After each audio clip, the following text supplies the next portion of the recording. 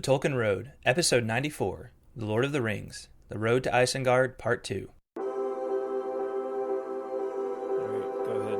The Tolkien Road, the Tolkien Road, the Tolkien Road, the Tolkien Road, the Tolkien Road, the Tolkien Road, the Tolkien Road, the Tolkien Road, the Tolkien Road, the Tolkien Road, the Tolkien Road,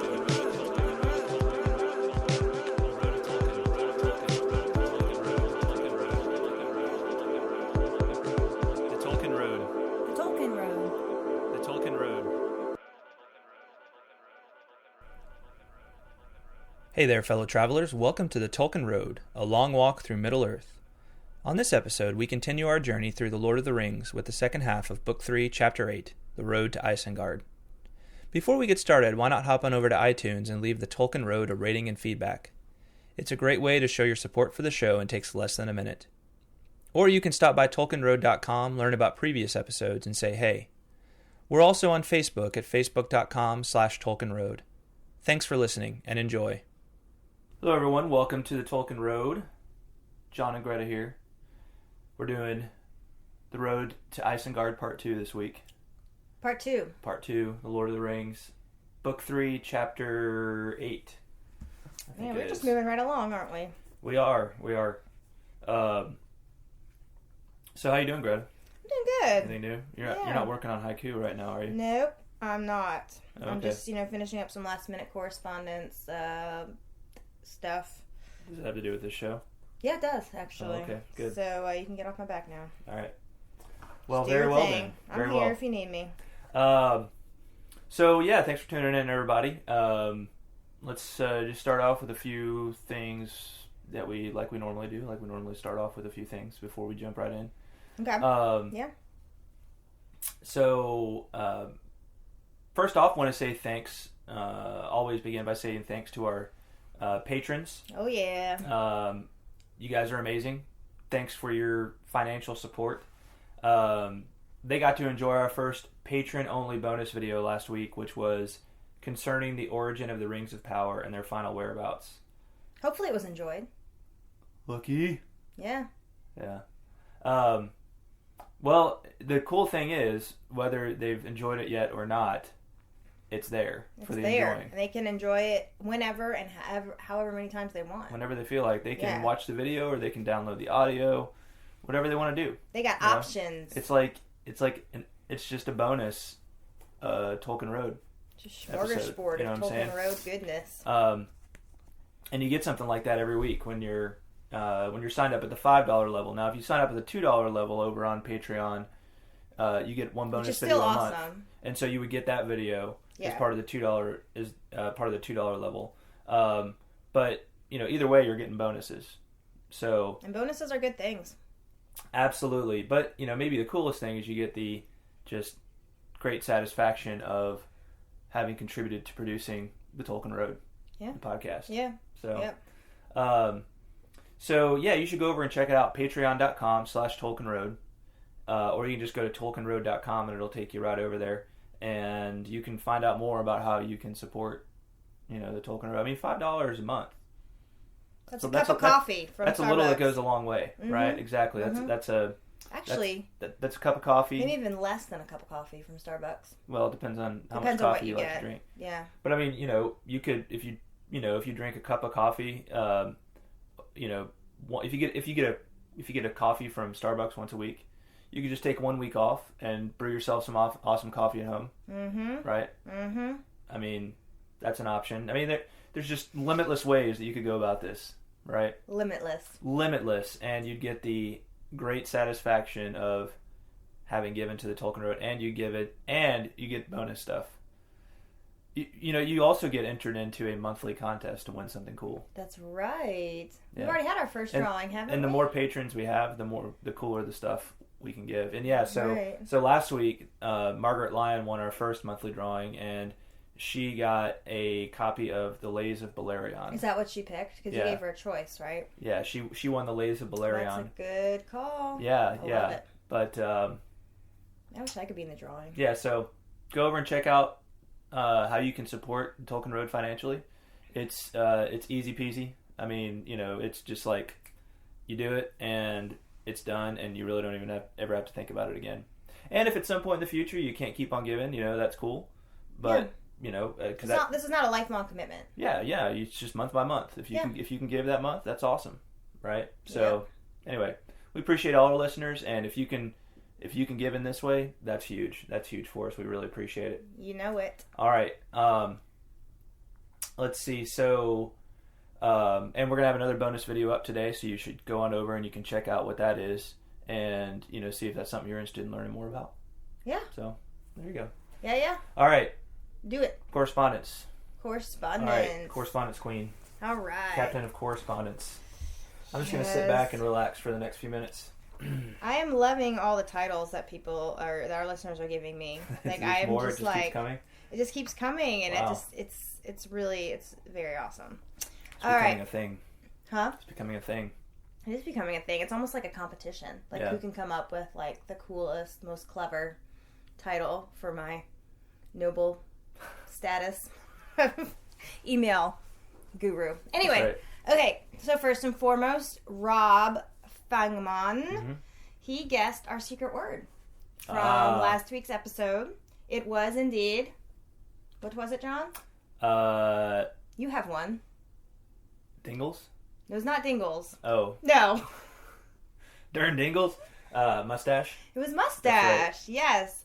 Secret word on our last episode was mustache. I must ask you a question. Was mustache the secret word? All right.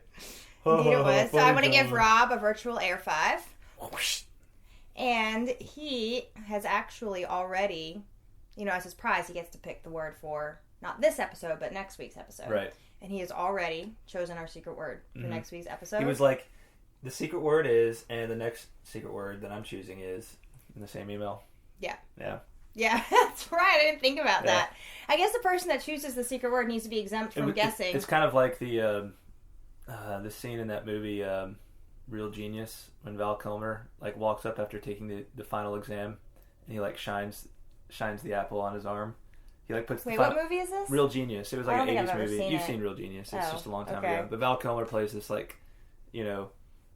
genius guy that gets in trouble with the school and everything, and they try to do everything they can to make him look bad, and he passes the final exam. He takes the final exam and just crushes it. So he walks up and he kind of he puts the final exam down and then shines the apple on his arm, breathes on it, kind of shines it, and then places it on top of the final exam and just walks away. So you're saying that's kind of like what? It's kind of like Rob right there.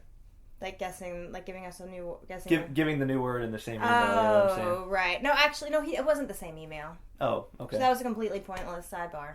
Well, okay. But anyway, it was so funny. If you haven't watched Real Genius, maybe you should go watch it. No, but what I meant was he didn't waste any time. So I told him he guessed the right word, and then he has already emailed me back with next week's secret word. He probably already had it drafted. He probably did.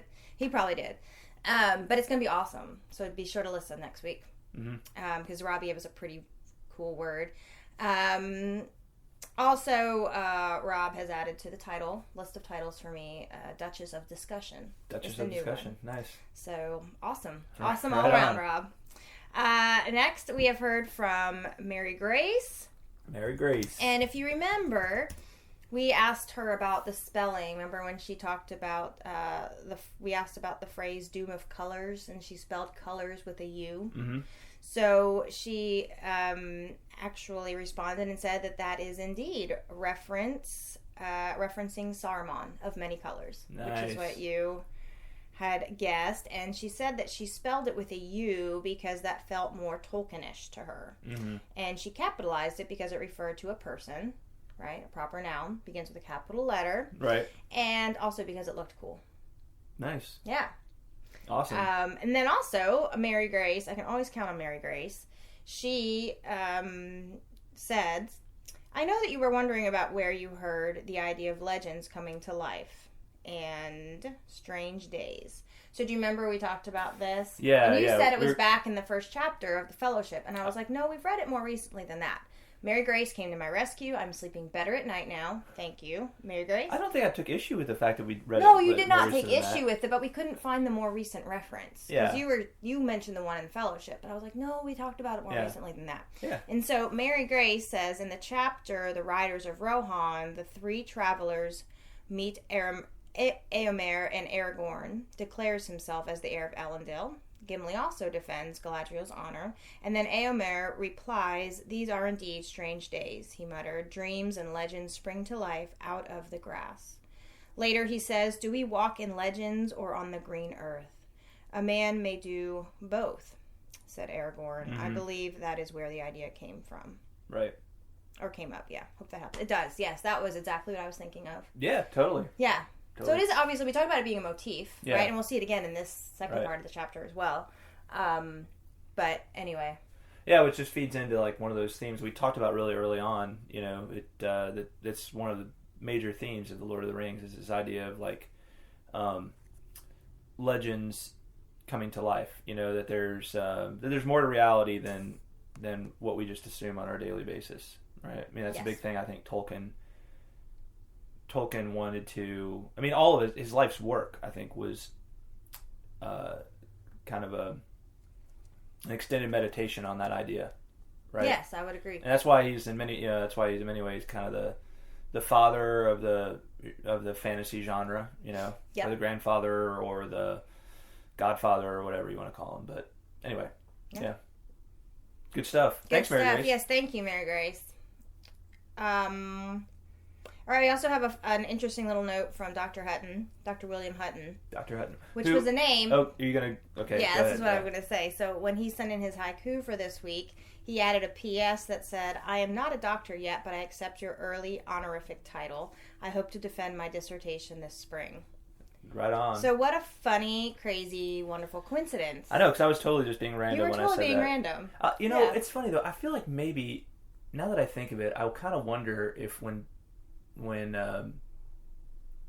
Dr. Hutton, when he first corresponded with us, because I can't remember when the first time was, but I think it was a while back. I almost wonder if maybe he mentioned something about that, and it like stuck. It's like kind of a subconscious trigger. Yeah. But it was not a mindful thing when I was not mindful of that when I. That is so funny. When I called him Dr. Hutton, like on just randomly on one episode, you know. So maybe it is some kind of subconscious thing. Or maybe you can tell the future. Maybe I can. Mm. Maybe you have one of those seeing balls. What are they called again? Palantir. Palantir. Yeah. Yeah. Maybe I'm just more cunning than everyone realizes. Uh-oh. Yes. Moving Maybe I'm on. secretly the Dark Lord of the Seventh Age. All right, this is quickly getting Sorry. kind of scary. I'm not really. I know. Okay. But anyway, good luck Just with in case your, you were wondering. I just want to wish Dr. Hutton, or almost Dr. Hutton, maybe we should call him almost Dr. Hutton, good luck on his dissertation. Yes. And the defending of it. That is a huge deal. And I hope you can work in at least one Tolkien reference to your dissertation, even though it's on computer science. That would be awesome. That would be awesome. That would be real. I wonder how Tolkien would feel about computer science. Well, that's an interesting question. It is an interesting question. Maybe we should do a whole episode just on that question, and we could interview Dr. Hutton. Yeah, I'm sure, given Tolkien, computers didn't really start to become a thing until Tolkien was in his later years anyway, and, we know the way Tolkien feels about technology. Right. In general, but I don't think Tolkien was, like, you gotta be careful. I think Tolkien would have viewed technology, just his mindset would have been like, take it with a grain of salt, right? Like, like what are you using it for? Yeah. Right. And how are you using it? Yep. So, right. Yeah, it would have been definitely interesting to consider that, to ponder that. I don't think he would have just been flat out like reactionary anti-technology. No, I don't think he would have either. But yeah, you're right. A lot of it has to do with the motive. Right. Yeah. Yeah. The reason. Mm-hmm. Yeah. All right. Well, early congratulations, Dr. Hutton, and good luck. Yeah. Finishing up this spring. Booyah. Our next communication was from Matt Scarrance. He also gave me a new title, which is awesome. Well, he first called me Lady of Haikudrum. Am I saying that right now? Yeah, okay. the Haikudrum. Haikudrum. And then he also addressed me as Supreme Commandress of the Tolkien Road Bureau of Correspondence. Nice, man. I know, right? Why don't I get any titles? I was like, man, that makes me feel so official. I told him, I was like, I should be, like, that makes me feel like I should be wearing a badge. High Queen of Haiku and John. There we go. Right. And John. No, I told him, I was like, man, that title, like, Supreme Commandress, like, I should be wearing a badge and a crown of many jewels. Right? Yeah. Yeah. I should. So people, need to send you... They need to send me a crown with many jewels and a badge that says Supreme Commandress of the Tolkien Road Bureau of Correspondence. We'll give people who send those kind of things a pass on, contributing to the Tolkien Road financially. So if you give us crown jewels, that's pretty good. We'll let you off the hook for contributing anything. All right. Hey, we'll give you access to the bonus videos for that. Decent barter, I would say. Yeah. Hell yeah. So what Matt shared was that he said, I was reading Appendix F and was surprised to find that the Dunlendings are actually the distant cousins of the men of Bree, also related to dead men of Dunharrow, who appear in The Return of the King. Yeah. The reconciliation between the Rohirrim and the men of Dunland is one of my favorite scenes of The Lord of the Rings, a fitting reminder of how victors ought to treat the vanquished. Mm-hmm. Also interesting is that Tolkien could be possibly hinting that the conflict between the Rohirrim and the Dunlendings goes back to the First Age. Turin of the House of Hador, ancient relatives of the Northern who become the Eorlingas, unjustly killed Brondir, chieftain of the Haleth, ancient relatives of the Dunlendings. And in the history of Middle-earth, it is recorded how Hurin caused a civil war which all but destroyed the house of Haleth.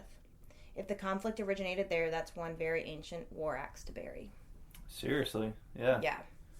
So that one goes way back. Way back. I mean, that's, we're talking in the context of the two, when the Two Towers is happening, that's like 6,000 years, Yeah. That's a big deal. I think that math is right, because you got about 3,000 years in the Second Age, and then where we are in the Third Age, you got about 3,000 years, and wow. Yeah. Pretty cool. I love that. Very, very insightful. I love that history and background. So thank you, Matt, very much for that and my awesome new title. Absolutely. And then last but certainly not least, shout out to Shannon Stockbridge, who won. If you remember, she guessed our last episode, Secret Word. So she got to, not Mustache, but the one before that, the Resolution one. Right. So she chose this episode's Secret Word. So. Which you got to tell me what it is. I do. I will tell you about it in a minute.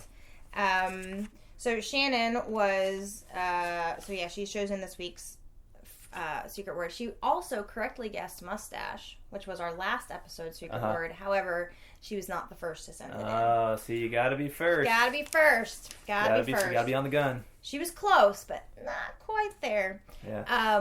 But anyway, still, good listening, Shannon. Yeah. And maybe that's something else we should do.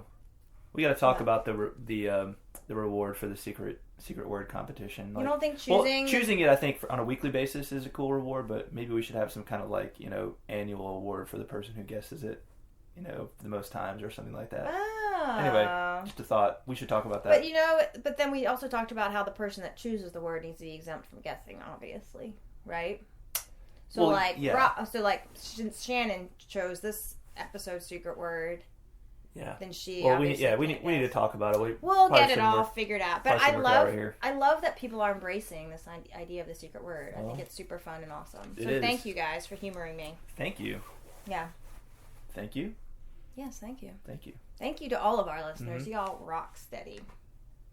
So that's it. The only other things we have left are haiku, which obviously are done at the end. So. Right on. All right, you gotta write down the secret word for me. I know. I'm still thinking about what it should be because Shannon gave us a couple different options. Oh. Yeah. Well, let's get rolling. Just pick one. All right. Yeah. All right. Let's do it. Should have thought about this before. I know. I should have. I'm getting so overwhelmed with all my new responsibilities. I can only do so much, people. All right, anyway. It's a comedy, what you're doing here. Whatever. Yeah, all right. Okay. So, Chapter 8, Part 2, The Road to Isengard. Part 2. Road to Isengard. All right. This was super fun. I liked this part of the chapter. You liked this part of the chapter? What did you like about it? I liked a lot of things about it. I liked that the trees continue to play a huge part in it. Because there's just something about, big, tough trees that, defend things for you. And it's also a nice little, it's a bit of, I don't know, the Ents are funny to me because they're like they're obviously not meant to be like something that we laugh at. But when you think about it, when you think about trees that walk, and just thinking of my image of them from the movie, like Tolkien must have meant for them to be a bit of a comedic element, don't you think? Maybe not comedic, maybe not so much like a comedy persona, but just like a lighthearted kind of fun element. I think you have a point. I think you got to be careful. In the movies, it's a little easier, especially when filmmakers are making like expensive movies where the expectations for these movies are to make, millions, maybe even into the billions of dollars.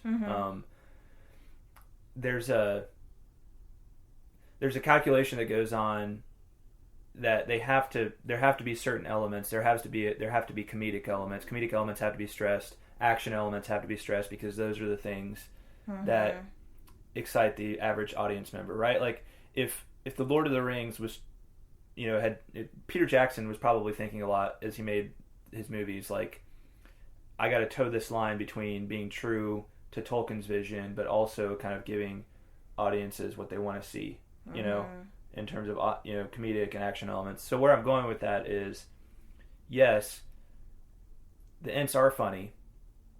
They're not slapstick. Right? None of the characters in The Lord of the Rings are slapstick. Right? You wouldn't call them Pippin or Merry. No, and I think that's another thing that we get.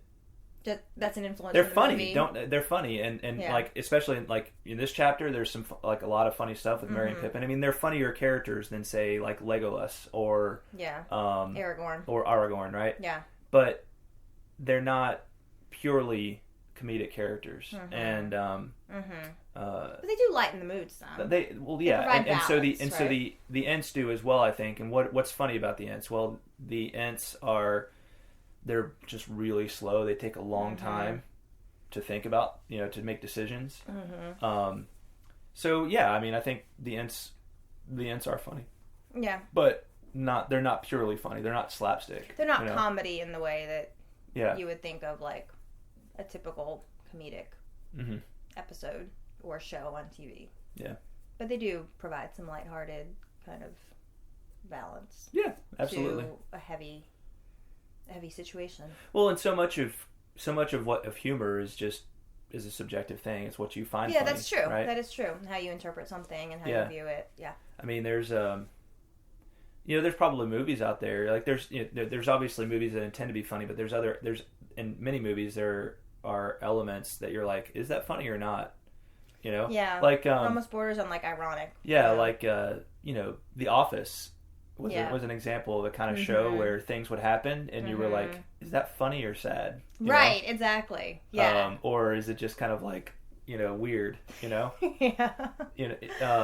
And but like, isn't that show marketed as a comedy? It is. Yeah. It is. But then you take movies by like the Coen brothers. Yeah, I was thinking the Coen brothers, yeah. And they'll have a movie like Fargo where there's like, there's all of these just like, it's like violent and really in the end it's kind of a tragic story. But there's all these things that happen in it that are just kind of funny. Yeah.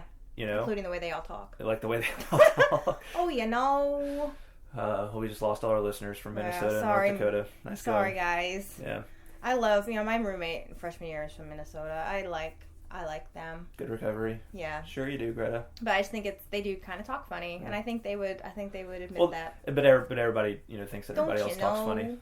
That's one of the true. fun things about being human. I think we just, if we can just all laugh with each other instead of being like, oh, I'm so offended by you. Right, exactly. Yeah, we're not pointing fingers or making fun of there's people. There's a difference from between North Dakota. maliciously making fun of someone, and there's a difference between just having fun with our diversity as human beings. Exactly. That is a good way to put it. Having fun with our diversities. Anyway, but yeah, the Coen brothers are an example of filmmakers that are really good at, telling stories where they're things that just make you laugh because of how weird they seem. Even a show like Breaking Bad, where it's just totally it's obviously dark, very totally dark, a yeah. tragedy. There's just all of these funny things that happen, and it's just kind of like it almost toes the line between comedy and tragedy. Of life. Yeah, exactly, the comedy of life. Yes, yeah, it's that whole thing, right? Sometimes you just gotta laugh, or else you'll cry. Right. Yeah. All right. Good conversation. Good little conversation. That was a good little conversation. What did you like about this chapter, John? I don't know. There was a lot of good stuff in this chapter. There's a lot of good stuff. Yeah. If I had to say one thing, I would say I liked the description of the whole region of Isengard and then of the Tower of Orthanc. Yeah. You would like that. I was just gonna say how that was boring to me. Well, okay. Because it was frustrating. Like that kind of stuff. While I can appreciate the beauty of the writing and the descriptiveness of it, it's just hard for me to picture it. Mm-hmm. And I get frustrated when I can't picture. I've got a nice artistic representation of Orthanc on. I just have a picture of on the front of mine. Eowyn on my cover, so that helped me none with the description of Isengard. Yeah. But anyway, it's beautiful. I did appreciate all the time Tolkien took to describe the landscapes and stuff. But a little of that goes a long way for me. I'm like, get to the comedy, Tolkien. Yeah. Word. Yeah. All right. Well, I liked it. Okay. There we go. Striking a balance again. There we go. Mm-hmm. All right. So we left off last time with Gandalf saying, "Let us now go on with the journey we have begun." They had been walking through this strange wood that had grown up right outside of the region of Helm's Deep, and they're now on the road to Isengard to go find out what's going on with Saruman. Just can't wait to get on the road again. Can't you see Aragorn and Gimli? No, not Aragorn and Gimli. Who was Gimli riding with? Remember they were riding in the van. Can you just see them riding along, rocking out to Willie Nelson? Yeah. On the road again. Gonna go kill me some orcs and Saruman. Yeah. Mm-hmm. What was that again? What'd you just say? I said, on the road again. Gonna go kill me some orcs and Saruman. That's what I said. My love is killing orcs with my friends. That's Gimli's song right there. That's Gimli's song. Killing orcs with my friends. I can't wait to get on the road again. That was awesome when I saw him perform that at Pilgrimage a couple years ago. Yeah. He did. Man, that guy's the oldest guy touring right now, probably. Willie Nelson is kind of he's like a hobbit among musicians. Yes, he kind of is. You're right. He likes to be on the road. Yes. Yep. And he's not very tall. He likes smoking a brand of pipeweed very much. A brand of pipeweed. I like all the comparisons you're making here. That's right. And he's kind of small, He is. That's what I said. I said he's not that tall. Yeah. Yeah. I don't think he wears shoes either. Ever. Yeah, I don't think he did have shoes on stage. And just the music he performs seems very kind of Hobbit-like, Mm-hmm. They could... Bilbo, The Road Goes Ever On. Yeah. Willie Nelson, On the Road Again. They were probably blasting some Willie Nelson at Bilbo's 111st birthday party. 111st birthday party. Mm-hmm. All right. Well, they're on the road again, and they're heading to Isengard. And so the first part of this section of the chapter deals with just the different things they see as they're approaching Isengard. So this is several miles. They got many miles leagues to journey. What is a league, by the way? Because they keep talking in leagues. I'm like, why can't y'all just use miles? That's what we use in America is miles. Forget about kilometers and leagues. Let's see. A league of miles is 3.5 miles. 1 league is 3.5 miles. That's right. So... Yeah. So... okay. So it's somewhere... So it's bigger, but that's a nautical league. Can you still measure land in nautical leagues? I don't know any other... But it says nautical league. Doesn't nautical refer to oceans? See, like 20,000 leagues. Okay, 1 nautical mile is 2,000 yards. And okay. And so you could do the conversion like that, but from yards to miles. Right, but I think that's what they're referring to here. Okay, all right. So they've had a ways to go then. Well, how many leagues does it say they have to go? Well, it said that they had gone 4, I think. It says 5 leagues. Oh, it says they rode now more swiftly, and by midnight the fords were nearly 5 leagues behind. Okay, so they've got a significant distance to travel. It's not a huge distance, but they've got probably a good day's travel ahead of them, right? Mm-hmm. And it's not necessarily an easysgoing road, right? It's not like it's wide open plain with no obstacles. Right, exactly. Yeah. So, but they're basically going up kind of more to the northwest, and they're trying to get into the region of Isengard. And Isengard, it's hard to tell from the maps that are in the book, because they just don't get down into the detail on that particular area that much. Mm-hmm. But basically, they're going from so we can kind of do a little. They got about, I would say 50, 75 miles. Maybe, okay. So that's like 25 leagues, somewhere around there. Maybe a little, maybe closer to 100, but 100 miles. But anyway, so they're kind of going northwest, and then they hit the river, right, the Isen, which flows out of the mountains, out of the southern edge of the Misty Mountains, southern end of the Misty Mountains. And then when they hit the Vale of the Isen, which goes north to south. What is the Vale of the Isen? A vale is just like the valley. It's like the area between the mountains where the river comes out of, right? Okay. Where the river issues. That's right, because the Isen is a river. Right, and Orthanc, the tower, stands at the base of the last mountain of the Misty Mountains. Okay. Okay. That's where they're heading. At the southern edge. That's right. So Isengard is the region around Orthanc. Okay, and so they're going like northwest to the Isen, and then when they get to the fords of the Isen, they're going to go directly north. Yeah. That's right. Okay. So there's kind of 2 parts to the journey. Okay. So it says the company turned then away from the coombe and from the wood and took the road towards the fords. Legolas followed reluctantly. The sun had set. Already it had sunk behind the rim of the world, but as they rode out from the shadow of the hills and looked west to the gap of Rohan, the sky was still red, and a burning light was under the floating clouds. Dark against it there wheeled and flew many black-winged birds. Some passed overhead with mournful cries, returning to their homes among the rocks. The carrion fowl have been busy about the battlefield, said Eomer. They rode now at an easy pace, and dark came down upon the plains about them. The slow moon mounted, now waxing toward the full, and in its cold silver light, the swelling grasslands rose and fell like a wide gray sea. They had ridden for 4 hours from the branching of the roads when they drew near to the fords. Long slopes ran swiftly down to where the river spread in stony shoals between high grassy terraces. Borne upon the wind, they heard the howling of wolves. Their hearts were heavy, remembering that many men had fallen in battle in this place.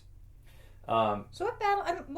What battlefield are they talking about here? I think there was a battle at the fords of the Isen.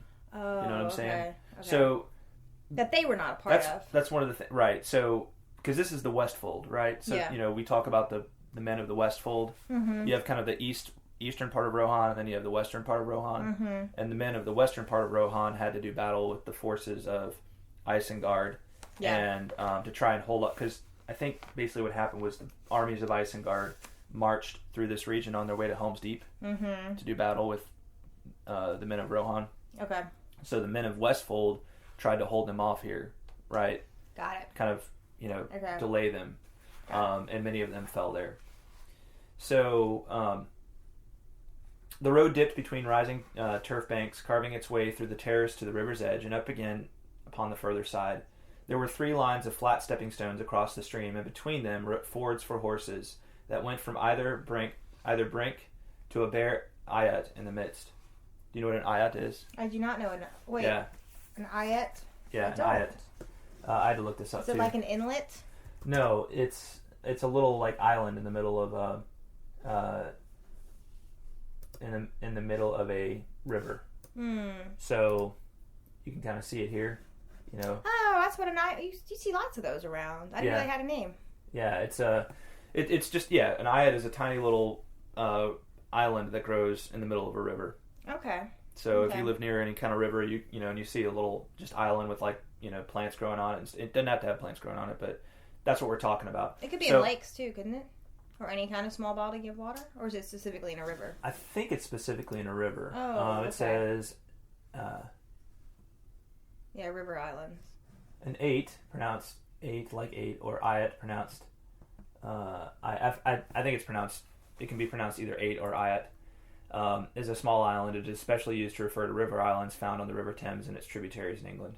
So that's probably why Tolkien would have been familiar with that word. Yeah. Yeah. Okay.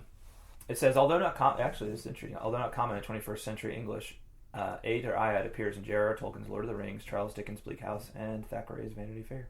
Oh, that's very interesting. Yeah. So that's what an ayat is. Good to know. But the Isengard here, the fords of the Isen, it says, the riders looked down upon the crossings, and it seemed strange to them, for the fords had ever been a place full of the rush and chatter of water upon stones, but now they were silent. The beds of the stream were almost dry, a bare waste of shingles and gray sand. So, for some reason, the river almost seems to have dried up. Yeah, it seems to have dried up here. Weird. So, Éomer is concerned about this. He says, many fair things Sauron has destroyed. Has he devoured the springs of Isen too? Gandalf says, so it would seem. And there's many of the riders of the Mark have fallen here, but they find that someone has, at least kind of piled the bodies into one place so that they're not just all kind of spread around the battlefield. Right. And they've buried them, haven't they? It says, and they saw that in the midst of the ayat a mound was piled, ringed with stones, and set about it with many spears. Here lie all the men of the Mark that fell near this place. Here let them rest, said Éomer, and when their spears have rotted and rusted, long still may their mounds stand and guard the fords of Isen. So maybe they're not buried; they're just in one place. I'm not sure what to make of that. If they're kind of, I'm guessing they're not just in the open air. You know, maybe they piled some dirt upon them or something like that. But I don't know. I don't know what to make of that. You know, you don't. They didn't exactly have a lot of time to bury the dead well. You know what I'm saying? Right. Yeah. But they tried. Mm-hmm. They made the effort. So Gandalf here reveals a little bit about the different things that were going on as Helm's Deep was happening. He says... That's right, because he had left, right? That's right. And they asked him if he was responsible for mounding the bodies. Is that correct? That's right. Yeah. And he says, with the help of Shadowfax and others, I rode fast and far, but here beside the mound I will say this for your comfort. Many fell in the battles of the fords, but fewer than rumor made them. More were scattered than were slain. I gathered together all that I could find. Some men I sent with Grimbold of Westfold to join Erkenbrand. Some I set to make this burial. They have now followed your marshal Elfhelm. I sent him with many riders to Edoras. Saruman, I knew, had dispatched his full strength against you, and his servants had turned aside from all other errands and gone to Helm's Deep. The land seemed empty of enemies, yet I feared that wolf riders and plunderers might ride none the less to Meduseld, while it was undefended. But now I think you need not fear. You will find your house to welcome your return.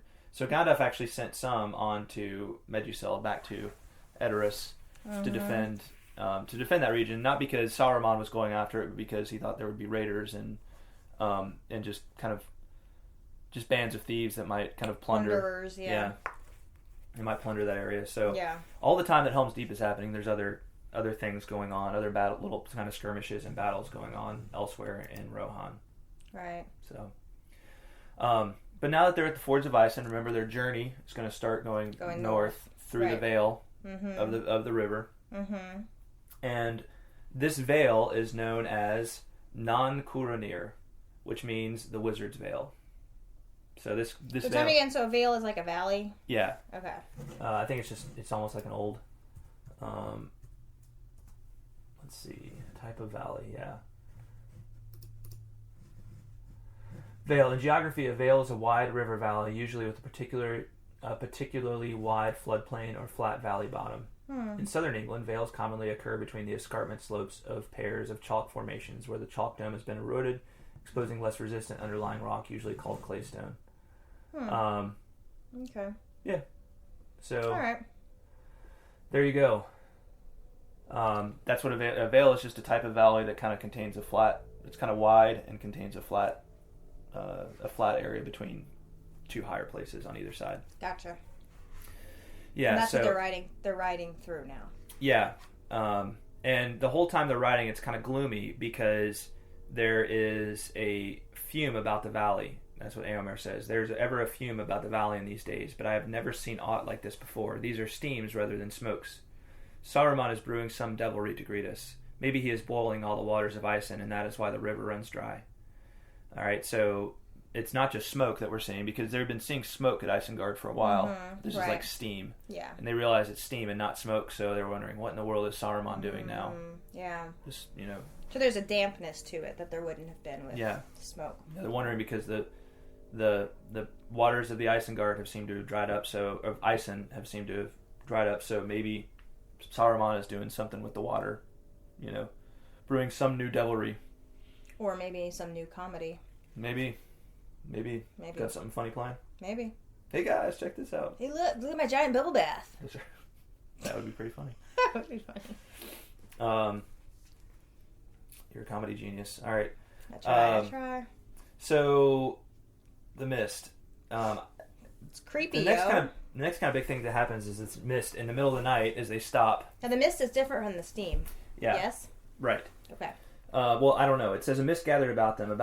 Above them, a few stars still glimmered faintly, but on either side there arose walls of impenetrable gloom. They were in a narrow lane between moving towers of shadow. So there's a mist that gathers first, and then there's these moving towers of shadow. Right, and then there's voices. Voices they and heard. Whisperings and groanings. Yeah, whisperings. And rustlings. Sorry, I like all these ing words. Whisperings, groanings, and endless rustlings. All right. Yes. The earth shook under them. Long it seemed to them that they sat and were afraid, but at last the darkness and the rumor passed and vanished between the mountains. Dude, that's so creepy. Yeah, and then it kind of does a little meanwhile thing. Meanwhile, back at Helm's Deep, scene change. Away south upon the Hornburg in the middle night, men heard a great noise as a wind in the valley, and the ground trembled, and all were afraid, and no one ventured to go forth. But in the morning they went out and were amazed, for the slain orcs were gone, and the trees also. Far down into the valley of the deep, the grass was crushed and trampled brown, as if giant herdsmen had pastured great droves of cattle there. But a mile below the dike, a huge pit had been delved in the earth, and over it stones were piled into a hill. Men believed that the orcs whom they had slain were buried there. But whether those who had fled into the wood were with them, none could say, for no one ever set foot upon the hill. The Death Down it was afterwards called, and no grass would grow there. But the strange trees were never seen in a deeping combe again. They had returned at night, and had gone far away to the dark dales of Fangorn. Thus they were revenged upon the orcs. So whatever these trees were that had shown up outside of Helm's Deep, they were gone. This noise apparently was them leaving. And taking the orcs with them. And I assume that means that this mist that led to these towers of, towers you think of that was darkness, them moving through? It must have been. It seems like, when I look at the map, it seems like kind of a little odd that that's the route they took. Yeah, that's what I was wondering. Because, you assume these trees are going back to Fangorn. Right, yeah. I don't know. That's what I assumed. Isn't that what it says? It says, had gone far away to the dark dales of Fangorn.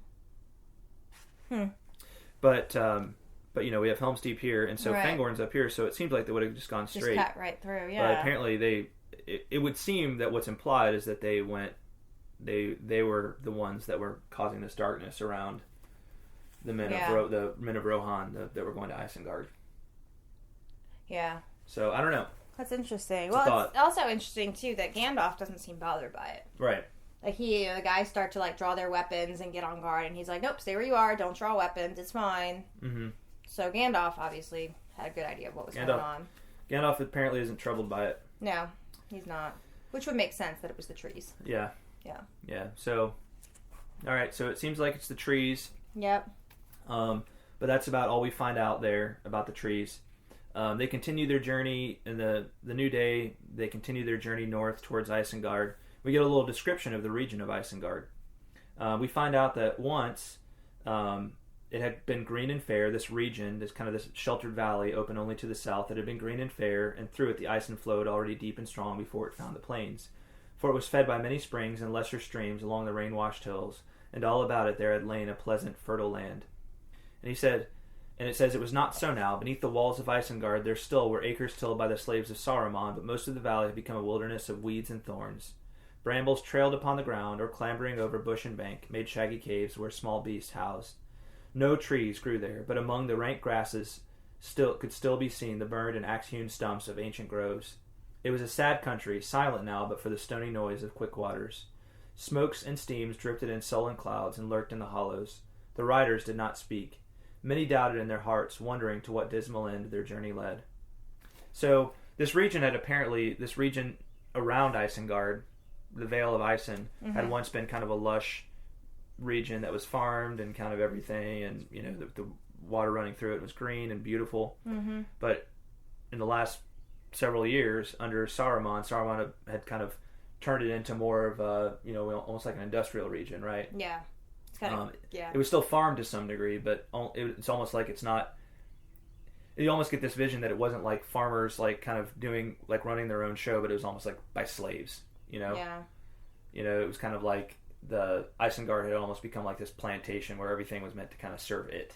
Instead of being like, well, here's this here's this region, and Isengard is kind of the guard over the region, but not everything exists just to serve Isengard, right? Yeah.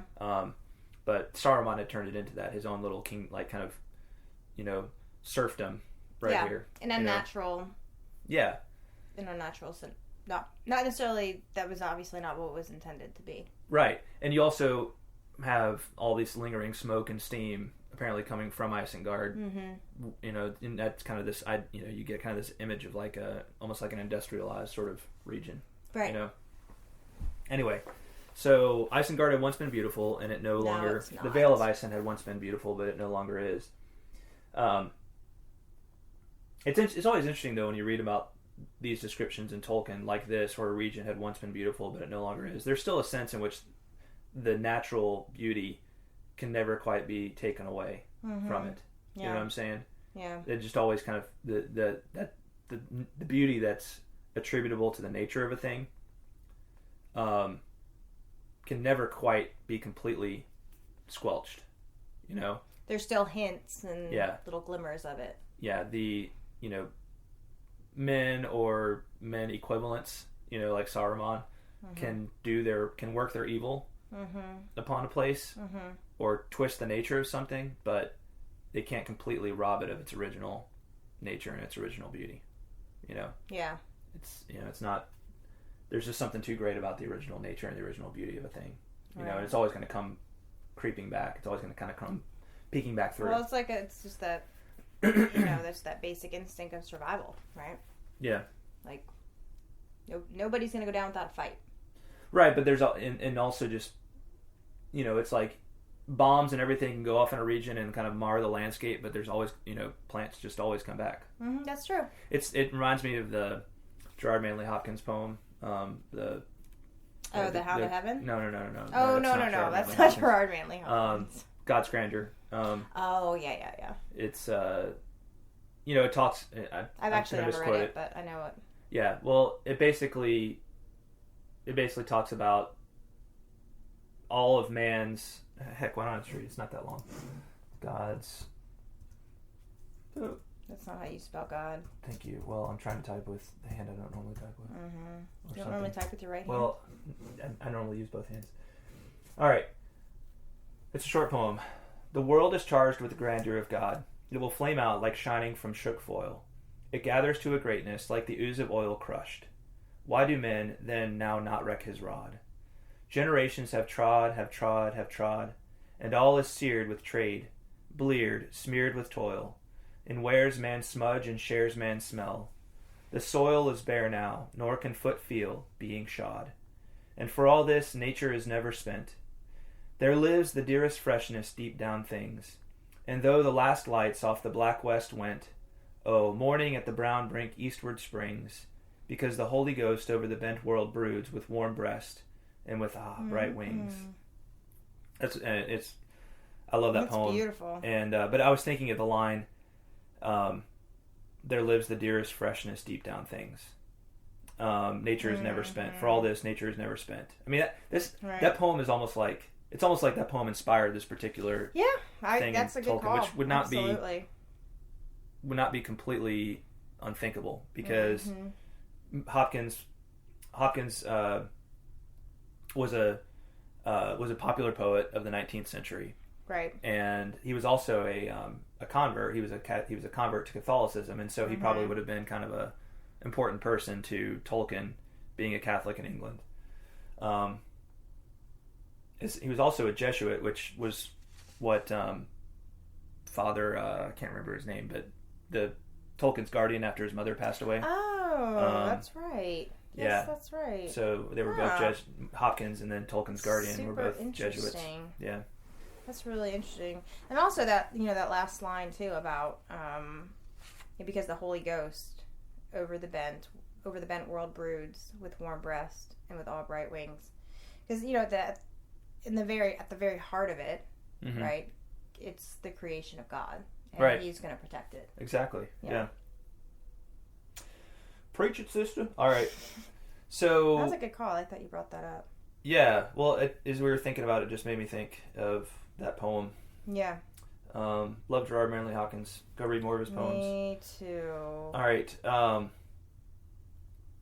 So we get more of a description of Isengard itself. So we kind of have the Vale of Isen. That's what we heard about first, and then Isengard is the actual ring. It's the encircled fortress that Saruman inhabits in this area. And the tower that people probably think of as Isengard a lot, that's not actually Isengard, that's Orthanc. And we'll get a description of Orthanc in a minute. But Isengard is the region, the walled region that surrounds, the ring that surrounds Orthanc, the tower. Right. It's interesting to think of it as a ring, when just the idea of the rings. Because of the one ring, and this is my precious that I put my ring around, It's interesting to think of that. It says, there was its fashion while Saruman was at his height, accounted by many the chief of... This was its fashion while Saruman was at its height, accounted by many the chief of wizards. A great ring wall of stone, like towering cliffs, stood out from the shelter of the mountainside, from which it ran and then returned again. One entrance only was there made in it, a great arch delved in the southern wall. Here through the black rock a long tunnel had been hewn, closed at either end with mighty doors of iron. They were so wrought and poised upon their huge hinges, posts of steel driven into the living stone, that when unbarred they could be moved with a light thrust of the arms, noiselessly. One who passed in and came at length out of the echoing tunnel beheld a plain, a great circle, somewhat hollowed like a vast shallow bowl. A mile it measured from rim to rim. Once it had been green and filled with avenues and groves of fruitful trees, watered by streams that flowed from the mountains to a lake. But no green thing grew there in the latter days of Saruman. The roads were paved with stone flags, dark and hard, and beside their borders, instead of trees, there marched long lines of pillars, some of marble, some of copper and of iron, joined by heavy chains. Many houses there were, chambers, halls, and passages cut and tunneled back into the walls upon their inner side, so that all the open circle was overlooked by countless windows and dark doors. Thousands could dwell there, workers, servants, slaves, and warriors with great store of arms. Wolves were fed and stabled in deep dens beneath. The plain, too, was bored and delved. Shafts were driven deep into the ground. Their upper ends were covered by low mounds and domes of stone, so that in the moonlight the ring of Isengard looked like a graveyard of unquiet dead. For the ground trembled. The shafts ran down by many slopes and spiral stairs to caverns far under. There Saruman had treasuries, storehouses, armories, smithies, and great furnaces. Iron wheels revolved there endlessly, and hammers thudded. At night plumes of vapor steamed from the vents, lit from beneath with red light or blue or venomous green. So that's this area of Isengard. Now, I mean, what do you think? What do you think of that region? How would you kind of summarize it? What is Isengard like? I would say it's not a happy place. Yeah. Dark and gloomy and, not somewhere I want to go to. Yeah. Yeah, it seems like it's a place that's being exploited. You know, it's a land that's being exploited. It's a place, you know, for all of its resources. You know? Yeah, exactly. Yeah, it's being plundered in its own way. Mm-hmm. And not much comedy happens there at all. No. I'm sure. No. At least not until the Ents show up, apparently. Right. So can we call that comedy? But I know you're not a fan of the like extended descriptions, but I mean that's a pretty cool just description. Oh, it's beautiful. I'm not saying it's not, but it just gets back again to that whole idea that Tolkien knew exactly what these he just had a picture of this in his mind's eye. Yeah. You know? Yeah, he absolutely. That would not have been easy just to come up with all that stuff. No. You know? Not at all. He had a very real imagination. Mm-hmm. So in the middle of all of this, and the chains are all, it's interesting that it points out these chains are running up to the center where this stands this, you know, this tower, Orthanc. Right. The tower apparently precedes all of the other stuff around Isengard. At least that's what it sounds like.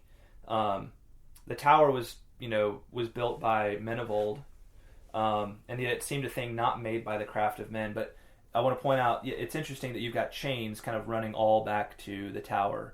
So, in that sense, that's just another kind of little detail that makes you think that that Saruman is he's exploiting and he's enslaving this region to his own will. Yeah. You know, the chains are kind of a symbol of slavery here. Yes. You know. Yep. And it all points back to Saruman, right? Everything must be about him in this region and serving his needs, right? Yep. Not someone you want to work for. Kind of that centralization of power, a dictatorship. Yeah. Yeah. You can almost do like an episode itself on just Isengard. And this description that Tolkien gives here, and all kind of the significances of it. Mm-hmm. Anyway, all the little nuggets, and how it maybe even applies to things where power is very centralized in our own world. You know, I just think of like. Well, at the time that he was writing this, what was going on? What year was it? You got to be careful about like attributing to like saying Tolkien was trying to write about other things. There's such a thing as inspiration, right? Well, I mean, he wrote this he basically wrote it during the time of World War II and after World War II, just after World War II. And definitely, you know, there were. It's more of a mindset of modern man in the last couple of centuries to want to centralize things and kind of have everything feeding into these centers of power. Mm-hmm. And a lot of times it starts out with a seemingly good purpose, right? But you just think about the fact that it's all feeding into this tower. Yeah. And you think about like skyscrapers and how they're the center of our cities, you know, and these like towers of power, right? Interesting. All these huge corporations have their centers of power in these big tall buildings. Yep. And the goal of climbing the corporate ladder is to get up into that big tall building. You can even think about it in terms of just governmental power. You know, the buildings aren't as high up, aren't as tower like, but definitely, you know, you think of the Capitol building or something like that. They're kind of that same sort of fortress mentality. That's true. You know. That's true. Yeah. Where all the power feeds into that central location. Mm-hmm. That's ruled by one or small group. And it kind of happens over time as it's all like, well, this will help us to do more for more people. Mm-hmm. But eventually it goes bad and it becomes about the people that are in the tower. The people that are running it. Yeah. That are running the show. Yeah. Serving their needs and not really the needs of the people that are out there. Yes. Yeah. So it's not just a centralization of power, but almost a centralization of just, you know, funneling everything. Wealth, resources, all the things that go into power. Yeah, you know? right, exactly. Yeah. Anyway. Yeah. All right. Sermon over. Finally. So Orthanc. Let's talk about Orthanc. That's the tower, right? That's the tower, yeah. Why don't you read this description of Orthanc here? There stood a tower of marvelous shape. There stood a tower? Yeah. So at the beginning of the paragraph begins, to the center all the roads ran between their chains. Right. Oh, okay, yeah. There stood a tower of marvelous shape. It was fashioned by the builders of old, who smoothed the ring of Isengard, and yet it seemed a thing not made by the craft of men, but riven from the bones of the earth in the ancient torment of the hills. A peak and isle of rock it was, black and gleaming hard. 4 mighty piers of many-sided stone were welded into one, but near the summit they opened into gaping horns, their pinnacles sharp as the points of spears, keen-edged as knives. Between them was a narrow space, and there upon a floor of polished stone, written with strange signs, a man might stand 500 feet above the plain. This was Orthanc, the citadel of Saruman, the name of which had, by design or chance, a twofold meaning. For the elder speech, Orthanc signifies Mount Fang, but in the language of the Mark of old, the cunning mind. So we get this picture of Orthanc, the tower, that is basically hewn out of these 4 great rocks, and then there's kind of a central, a little inner ring, in the very middle of it, and at the top of these rocks, there's 4. Yeah, there's a horn on top of each one of them, right? So there's kind of 4 horns at the top, and they're very sharp. They're like sharp as a knife's edge. Are they like elephant tusks? Is that how you would picture them? I think they're a little more. They would be like kind of have straight. A little more symmetry to them, Oh, okay. Yeah, they're not. They've definitely been kind of carved or hewn to a certain, to probably resemble each other. I think you can tell this is a man-made structure. Are they carving inward, do you think, to kind of provide like a roof? I feel like they're just more like kind of pointed straight up. You know what I'm saying? So if something were to fall from the sky, it would be impaled on one of these horns. Yeah. Okay. That's my thought. Okay. It says they're keen-edged as knives. Let's see, their pinnacles, but near the summit they open into gaping horns, their pinnacles sharp as the points of spears, keen-edged as knives. So that makes me think they were pointing straight up. Okay. Yeah. That makes sense. And it says of this, a strong place and wonderful was Isengard, and long it had been beautiful, and there great lords had dwelt, the wardens of Gondor upon the west, and wise men that watched the stars. But Saruman had slowly shaped it to his shifting purposes and made it better, as he thought, being deceived. For all those arts and subtle devices for which he forsook his former wisdom, and which he imagined were his own, came but from Mordor. So that what he made was not only a little copy, a child's model or a slave's flattery, of that vast fortress, armory, prison, furnace of great power, Barad-dûr, the dark tower, which suffered no rival, and laughed at flattery, biding its time, secure in its pride and its immeasurable strength. This was the stronghold of Saruman, as fame reported it, for within living memory the men of Rohan had not passed its gates, save perhaps a few, such as Wormtongue, who came in secret and told no man what they saw. So, Tolkien takes a minute as the narrator here to make a jab at Saruman and say, Saruman, with all, as powerful as he may seem sitting here in his tower, he thought he was powerful, but really and he thought he was clever and cunning and all these things, but really he was just taking a cue from Sauron, and if he ever really hoped to do battle with Sauron, he was fooling himself. Yeah. It's kind of sad when you think about that, to see what becomes of Saruman, because he's trying to set himself up as a rival of Sauron. Right. Tolkien basically says he's just fooling himself. He's just kidding himself. Yeah. Yeah. He doesn't stand a chance. Barad-dûr is a much greater fortress, a much greater, source, location of power, center of power, right? It almost makes you feel bad for Saruman. Yeah, a little bit. A little bit, but not really. You kind of think about all the horrible things he's done and will do. Yeah. Right. Well, and that, again,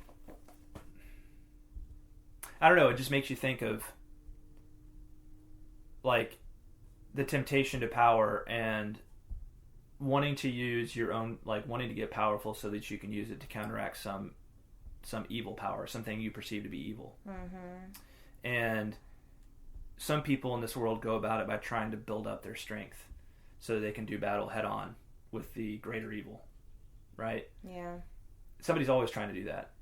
But in the spiritual sense, to do battle in that way with just the force of evil in the world, you're almost kidding yourself to, like, go on, just try to take it on head on like that. You know what I'm saying? Yeah. Like, to try and on your own terms and in the ways that evil operates. Yeah. I don't think that's too much of a stretch to say that there is a kind of spiritual significance to this, that because Sauron is obviously he's a satanic figure, You know? Oh yeah, he's absolutely. a very strongly satanic figure, and he's been at this evil thing for millennia. You know, back into the Second Age, he was doing this before Saruman had even stepped foot into Middle Earth. You know, Sauron was learning from Morgoth, first of all, back in the First Age, and in the Second Age, Sauron was figuring out how to deceive the men of Numenor, and you know, to create a false religion for them. And when you think about all the stuff, all the practice and everything that Sauron has had, it being evil, for Saruman to try and match him at his own game, as powerful and as wise and as all that as Saruman is, just seems foolish. Yeah. So we get this sense of Saruman and Gandalf being really a contrast, right? Gandalf realizes that to take on Sauron head on is foolishness. And Saruman wants to think that that's the way to do it. But he's just deceiving himself. Yeah. He's a wannabe. So Saruman, he's a man of the ring, right? He's a wizard of the ring, right? He's a wizard that's given himself over to the idea of the ring. Yeah. And you see that, and you know, just bearing out. Okay. I liked the double meaning of Orthanc. You have Mount Fang and then Cunning Mind. Just interesting little note there that Orthanc apparently means two different things. And it means something different in Elvish than in the language of Rohan. Right, but in both things, it suits. Right. Yeah. Okay, so they approach. As they approach, and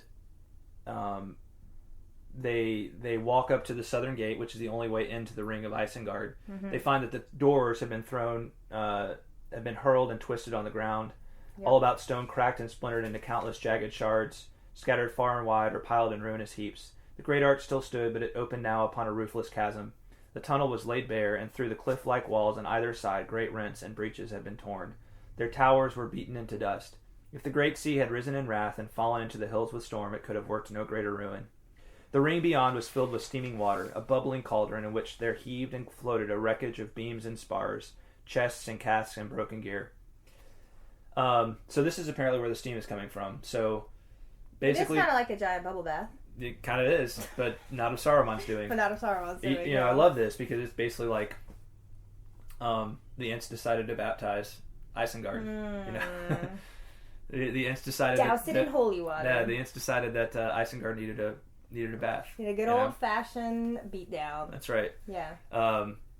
And in the next chapter we'll learn more about exactly what transpired here to cause this. But Rohan, thinking that they were going to have to, you know, what's the next step in beating Saruman? Well, they come and they find that it's kind of been taken care of for them already. Yeah, it's a nice surprise. And it's kind of a lake around Isengard. Yeah. It's kind of like a theme, because remember how, I guess it was in the last chapter, at Helm's Deep, they kind of, you know, the trees came and basically won the battle for them, right? And they were like, whoa, we thought we were going to our death, and now it turns out we've won. And probably the same thing here, right? Like, they were really not excited about this journey. They thought it could possibly be the last journey they ever take, right? And then they get there like, oh, okay, I guess we have no need to be worried anymore. Eucatastrophe, you know. Eucatastrophe. It's always funny to think about that in Tolkien's works.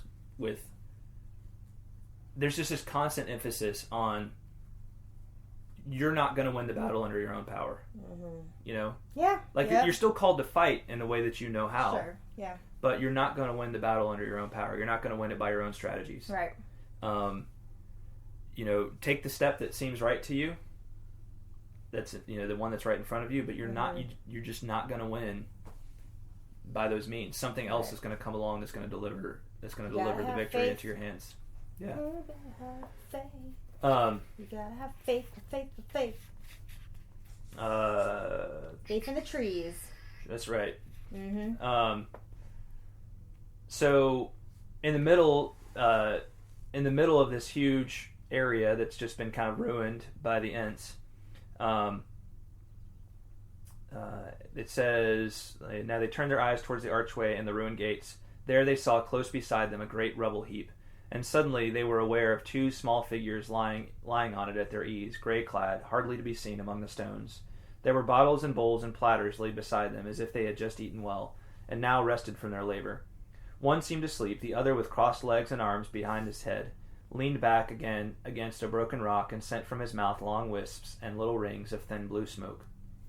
So, Merry and Pippin. We find Merry and Pippin have reappeared. I love the greetings that occur, especially, I'll just point out what Gimli says. So Gimli... Oh, yeah. Gimli is a little bit mad at him. He says to them, "And what about your companions? What about Legolas and me?" cried Gimli, unable to contain himself longer. "You rascals, you woolly-footed and woolly-pated truants, a fine hunt you have led us, 200 leagues, through fen and forest, battle and death to rescue you. And here we find you feasting and idling, and smoking. Smoking? Where did you come by the weeds, you villains? Hammer and tongs. I am so torn between rage and joy that if I do not burst, it will be a marvel." This whole part, I love this whole part of the chapter. Well, I love Gimli's reaction. Mm-hmm. Yeah. Well, I kind of had the same reaction too. I'm like, I was kind of wondering as I was reading this, as much comedy as there is in it, and I, like I said, I loved it. I was kind of like, I was a little annoyed with Merry and Pippin. Mm-hmm. I was like, what the heck? Like, why aren't you not even like? Aren't you going to be grateful or happy that your friends have risked everything to come find you? To their credit, they probably were not expecting. It's not like they knew they were coming, right? Mm-hmm. So they were probably caught a little unawares. But it seems like I was just trying to put myself in their shoes, and I was like, even if I was in the middle of feasting and smoking and drinking or whatever, if my friends showed up, I'd be jumping up and down and hugging their necks and being like, "Oh my gosh, I miss you so much." And like here Merry and Pippin are just like, well, I think they've drank quite a bit, and I think they've smoked that's quite what a bit. I was wondering, if it was possibly the weed and the wine. A little bit of intoxication. Yes. Yeah. No, I think that's going on here, but I think also just hobbits are going to hobbit, Yeah. They're going to be hobbits. They're not going to let anything interfere with their feasting. And I think they're basking in the glow of it a little bit, They probably are, but it's a little obnoxious, let's be honest. Yeah. A little bit. There's definitely a good bit of comedy here, for sure. But still, there's an air of obnoxiousness about it. Yeah. I would say they're acting a little turdish. I think you're being a little too hard on them. Maybe I am. But I can really relate to Gimli and what he's saying here. That's all I'm saying. Well, I'm glad someone said it. Yeah, but I think he's just talking about how happy he is to. Really, he's just happy to see them. He is happy to see them, but I think he's a little annoyed too. Okay. Does he have any idea what we've been through? He says that. Does he have any idea what we've been through? Yeah. And you guys could at least show a little bit of gratefulness. Yeah. Anyway. Okay. But that's just cool that you and I read it the exact same thing and had a totally kind of different take on it. Yeah. Yeah. Okay. Okay. I think you're ready to move on. Well, I just think of this as like as a funny, like more of a funny scene and not about the annoyances per se. Like if you're, they thought just a couple of chapters ago, everybody thought all hope was lost. True. And now they find that they're all alive. Mm-hmm. And Saruman well, we is don't know in about deep Sam trouble. and Frodo at this point, but true. But other than Frodo and Sam, they're all alive. Mm-hmm. And Saruman has apparently been defeated when they thought they were going to lose to him. Yeah. And yeah, Gimli. That's why I say Gimli's reaction is understandable. Mm-hmm. But it's more. It seems to me more. More humorous. Yes. Yes. I can see your point that maybe he's truly a little bit frustrated with them, but anyway.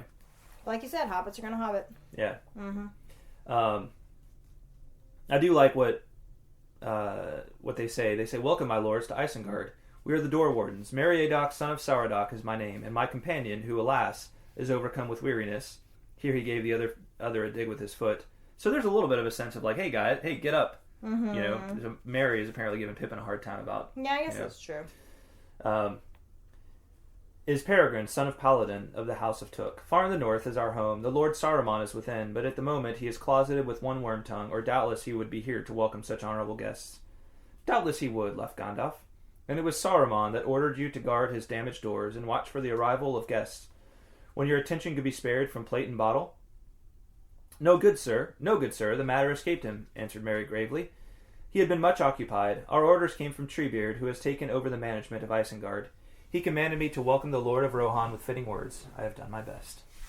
So Treebeard is now in charge, we learn. That's awesome. Yeah. I really like the exchange between Theoden and the hobbits, too. Yeah. Well, what do you like about it? Well, there's just kind of an air of just wonder and this, kind of unbelief. It's that whole legends coming to life thing again, right? Where Theoden's almost having like an out-of-body experience. He's like, what, like, Twilight Zone kind of thing. Where he's like, whoa, these are hobbits? Like, I think he's just very kind of taken with them. Right. Yeah. Right. Yeah, that's a great, I love the little scene where Theoden is just kind of blown, like, it's another thing, will wonders never cease kind of moment. Right. Yeah. They have a good conversation about, we learn about where pipeweed first came from. Yeah. Tobold Hornblower of Longbottom in the South Farthing. Yep. Old Because, Toby. this is the perfect place to just wax poetic about the origins of pipeweed. It's not like they're, in the middle of a battlefield or anything. These guys have been through a lot. They deserve a smoke. They do deserve a smoke. I'm not saying they don't, but, And so the final thing is they ask where Treebeard is. It turns out he's on kind of the north side of the Ring of Isengard. So they've got a little bit of a journey around to go to where he is. Right. And they see Quickbeam standing near the door, standing at the entrance to Isengard. And he looks just kind of like a door tree standing there because he's just standing still. Right. And some of the Ents are basically watching over the region of Isengard, and it sounds like they're watching to make sure that Wormtongue and Saruman don't try to escape. Right. They're trying to prevent their escape. And so the decision is made that they're going to go ride to the north side of Isengard, and they're going to go visit with Treebeard. Yeah. Man, it just keeps getting better and better for Theoden, doesn't it? Yeah. He's like, man, first I meet hobbits. Yeah. And now I'm going to get to go hang out with an Ent. Mm-hmm. Well, it's appropriate because, awesome. As Pippin says, he says, a fine old fellow, very polite. Yes, very polite. Yeah. Oh, great. Yeah. Good stuff. Good stuff. I love comedy. Yes. Comedy is wonderful. Yes. It's a nice end to a rather dark and gloomy chapter that preceded it. Right. Well, it's haiku time. It is haiku time. Without further ado, who's singing first? Me. You will. I will. Don't mess it up. I'll try not to. Here I go. Here I go. 1, 2, 3, 4, 5, 6, 7, 8, 9, 10, 11, 12, 13, 14, 15, 16, 17 syllables in haiku. 1, 2, 3, 4, 5, 6, 7, 8, 9, 10, 11, 12, 13, 14, 15, 16, 17 syllables in haiku. Oh yeah, I think we rocked it. Nice. So, did you remember your haiku this week, Johnny? I did Good one. Good job. I have two. Okay. So I'll read one of mine first. Sounds good. And then you can read yours, and then I'll read my second one. All right. Here's my first haiku. What's going on? Black mists, mounds, earthquakes, refreshed streams, evil quenched by trees. Nice. Thanks. Good job. Pretty proud of that one. Yeah. Doing the little haiku shuffle. Yeah, you know it. That's right. I'm gonna change mine real quick. We didn't talk about that. That whole, like, remember how the stream that was dried up? Suddenly, remember, we didn't talk about that. About how the stream that was dried up came back to life. Do you remember that? In this part of the chapter? You don't remember? The stream was dry. Yeah, it came back to life. And then it You're came right. back to life. You're we right. didn't talk about that. So that's what I was getting at in my haiku when I mentioned refreshed streams. It was all very weird. Right? Why are you changing yours? Because mine was so awesome. I'm calling it audible. I just had an epiphany. An epiphany. Should I read my second one while you finish it? No, I'm good. Are you? Whoa, you were like, you may have just done some ninja. I did. Haiku'd them. Read yours again, just so I can appreciate it more. Okay. The first one. All right. Because you weren't listening? Because you were in the middle of your epiphany? I had my epiphany, yeah. Okay. The angels were singing. All right. Well, here's mine. Oh, no, I lost it. Wait, here it is. Okay. What's going on? Black mists, mounds, earthquakes, refreshed streams, evil quenched by trees. Yeah. Pretty cool. Yeah, I know. I can't wait to hear this one. You've kind of built it up. All right, here we go. You ready? I'm ready. Ooh, I got my seatbelt on. To Mount Fang, Orthonk, stronghold of the cunning mind, on the road again. Wow. You just, wrote that? No, I had it written in a different way before, but then... Oh, you just kind of edited? Before it went like this. The road goes ever on. Mm-hmm. To Mount Fang, Orthonk, stronghold of the cunning mind. I like it. Yeah, but then I was like, we did on the road again. On the road again, you got to tie that in. To Mount Fang, Orthonk, stronghold of the cunning mind, on the road again. Well done. Yeah. Well done, I like it. Nice. Always love a Willie Nelson reference. Willie Nelson would be proud. He would be. All right, here's my second one. Legends come to life. Marvelous reunion. Joy dulled by weed and wine. Joy dulled? Joy dulled. Wouldn't it be enhanced? No, that's what I was saying. I was annoyed that they weren't happier to see their friends. Oh, I see. Okay, I got you. That's what I was trying to figure out. Why are you guys not, Mm-hmm.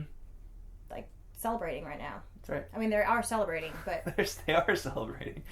Anyway, they're just... they're not grateful enough. Anyway. No, it was not dull. It was... It's funny, see? That's kind of funny that you and I just read it so differently. You see their weed and wine as enhancing their... Well, they're like, come smoke some pipe weed with us. They don't even offer them any. Do they? They give them the history of it, but they don't offer them any. It's true. It's true. Well, let's just settle this later by arm wrestling. All right, we can decide who's right by a show of strength. That's fine. All right. So we have haiku from Rob. Rob Fongman, he writes, curious creatures spouting smoke out of their mouths. Don't get them started. Nice. Yep. Awesome. Yeah, that was really good. The man, the myth, the legend, Rob. Yeah. Well done, Rob. Oh, wait. We got the man of Orthonk, right? What? Mount Fang. Ah! Mount Fang, yeah. Rob Fangman. So now is he going to be Rob Orthonkman? Maybe we should. The man, the myth, the legend, Rob Orthonk. Oh, man. Our listeners are so gracious to put up with us. The man of cunning mind. Yeah. So well done, Rob. As always. Mm-hmm. Mary Grace sent 2. So I'm going to have you read her first one. Okie dokie. Hobbits give meeting. Maybe I should do it. Hobbits give greetings and talk on and on and on with dear friends once more. Yep. Awesome. Nice. I like it. That gives me the warm fuzzies. Nice. All right, here's Mary Grace's second one. Halflings. Oh, no, you should read this one because I can't pronounce that other name for halflings. Halflings. Hobbitland. Now that's a name I've not heard in a long, long time. Nice. Is that right? Maybe from Theoden's perspective? Yes, but I think that's also an allusion, if I'm reading that correctly, I think that's also an allusion to Star Wars. Because Obi-Wan Kenobi, at the beginning of Star Wars, when Luke first comes to Obi-Wan's place, and because Luke knows of him as Ben Kenobi, and he says, we're looking for Obi-Wan Kenobi. Is he some kind of relative of yours? And Kenobi sits back and goes, Obi-Wan Kenobi. Now that's a name I have not heard in a long, long time. Or a long time. Yeah. So I think that's an allusion to that, but I could be wrong. I don't know if Mary Grace intended it that way, but that strikes me. Wow. That would be crazy if she did. Yeah. Because that means that we have 2 listeners that also love Star Wars. Well, I'm sure that's not the... I'm sure there's many more than just 2. Probably. Star Wars is kind of popular if you haven't heard. I know. I like to go against the flow. Yeah. Swim upstream. All right. Well, Mary Grace, awesome and well done. Good job. You never fail to disappoint, ever. You never fail to disappoint? Never. Oh gosh, that came out wrong. You never cease to amaze. You never cease to How about amaze. that? That's...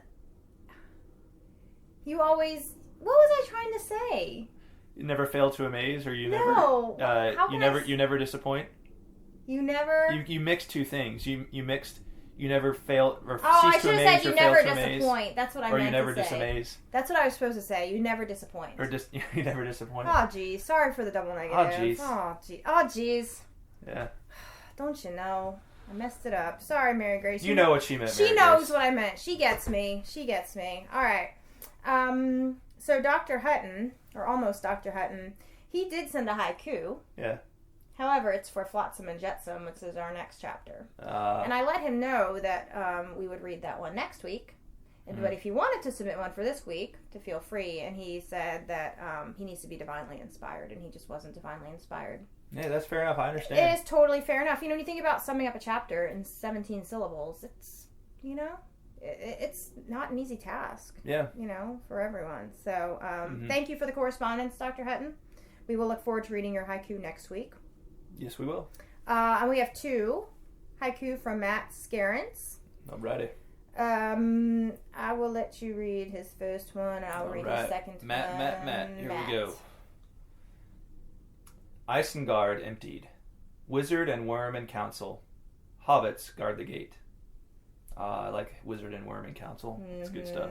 Wizard and worm in council. Nice. I like the reference to worm because worm is another word, like kind of an ancient term for a dragon. Oh, that's right. Yeah. That's right, yeah. Good stuff. All right, Matt's second haiku. On the edge of ruin, Merry and Pippin discuss Halfling's ancient art. Nice. The ancient art of the halflings. Yes, the ancient art of the halflings. Smoking pipeweed. Yeah. That's right. And what a better place to do it than on the edge of ruin. That's right. Yeah, right. Well done, Matt. Thank you. Thank you kindly. Yeah, well done. Josh also sent in 2, and let me preface his by saying, he said, I somehow feel less proud of my haikus this week, but it may be on account of my stress over writing this grad school application essay. Well, but it I happens. understand, yeah. I understand too. But his haiku are still awesome. And I responded to his little note and I said, Josh, come on, you got this. Just pretend the essay is an orc and you are Gimli. That's right. Just slay it. Mm-hmm. You know what I'm saying? So, anyway, we wish you luck, Josh. Here's his first one. Magic of elder days. No, not Eldar, for they had yet to be. Trees. Interesting. It's a bit of a enigma. Yes. I'm not entirely sure. I got to think about that one for a second. Magic of elder days. No, not Eldar, for they had yet to be. Trees. Oh, I see what he's saying. Do you see what he's saying? He's talking about the ants, right? Right, exactly. Yeah. Why did it take you so long? I don't know. I asked him, so he spells magic. I guess I'm dumb, Greta. Sorry. Not as smart as me. Yeah. So I asked him if there was so he spelled magic Mm-hmm. with a CK at the end instead of just a C, and I asked him if there was a reason for that, and he basically said that this was his response. He said, given the frying of my brain, I think I used the more archaic form simply for the reason you assumed, which was that it looked cool. That was my assumption. He says, I hope to be more creative again soon after I de-stress and revitalize myself. I know the feeling. I know the feeling, definitely. We've all been there. But still, awesome haiku. Oh, and there's a second one. Here's Josh's second haiku. He says, locked in his tower, besieged by ents and hobbits, Saruman defeated. Nice. I love it. Well done, Josh. Calm down, Saruman. That's right. That's right. Sit your booty down. Mm-hmm. And don't be giving me any more lip. Alrighty. Wait, one more. Oh, we got what? I know, Aaron, the reason. The reason? He sent one. He got, right in under the wire. Slide in safe. It was like slow motion. Did Yeah, he make it in time? It was like slow. Just by the tips of his fingers. Yes. He was in such a hurry to get it to me, he didn't even include footnotes this time. Oh, man. So, but he still called me Lady of the Haikudrum, which is awesome. So, here's Aaron the reasons. He says, I almost forgot. Here's a quick one. Here's his haiku. Darn it, not that word again. You have to read it. Let's see. 2 Hobbitlan feast among the ruins and smoke pipeweed at leisure. Yeah. Right on. That seems to be a common theme of the haiku this week. Is yes. The hobbits and their smoking a pipeweed. They're smoking the pipeweed. Yeah. Yep.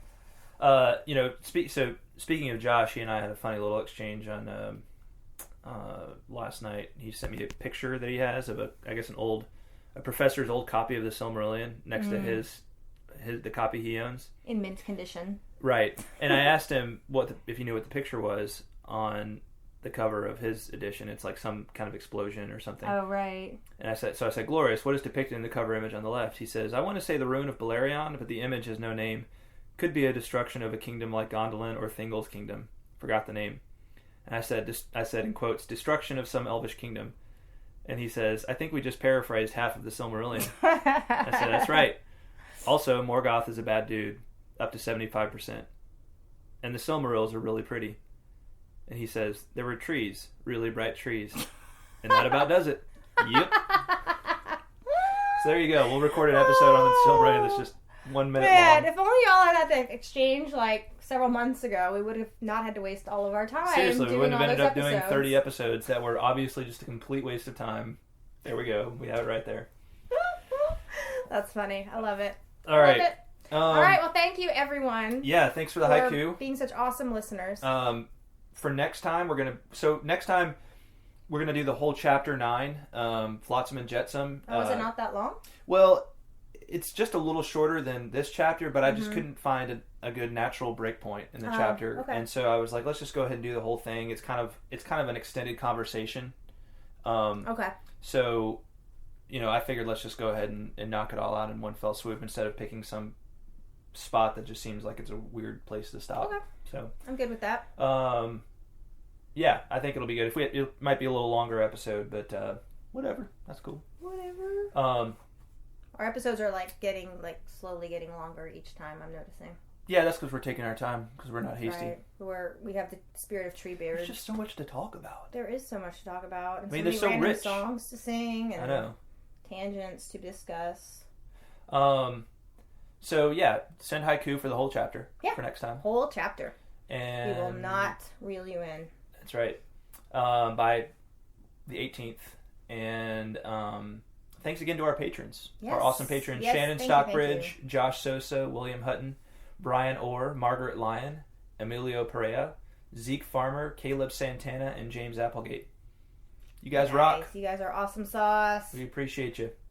Very much. And we appreciate all y'all who listen, and thank you for tuning in. Yes. And we will talk at you next time. Yep. Be here, be square. That's right. Thanks for listening, guys. Bye-bye. Bye, y'all. Please remember to check out truemyths.org and tolkienroad.com for show notes and plenty of other Tolkien goodness. Also, if you're enjoying the podcast, would you please leave the Tolkien Road a rating and feedback on iTunes? It's a great way to support the show and takes less than a minute. On our next episode, we'll continue our discussion of Book 3 with Chapter 9, Flotsam and Jetsam. If you'd like to submit haiku for that episode, please send them to tolkienroadpodcast@gmail.com. Thanks for listening, and until next time, the road goes ever on.